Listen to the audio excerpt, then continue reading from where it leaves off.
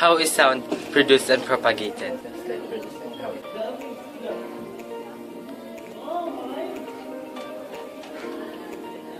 How light produced and how it travels?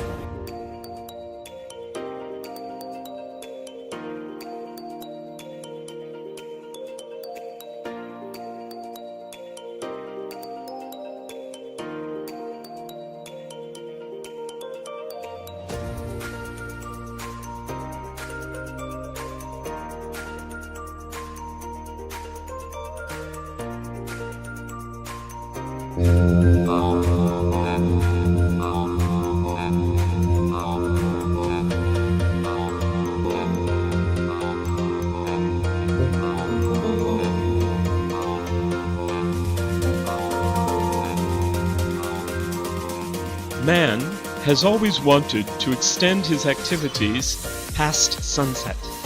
Fire was his first artificial light, but it was difficult to transport.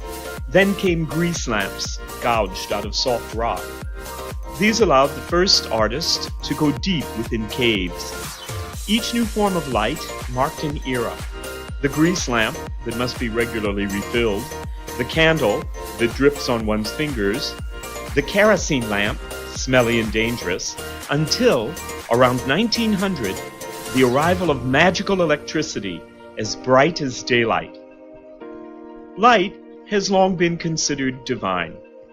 If we go by our cultural references, the Greeks were the first to study it, for it was closely linked to vision.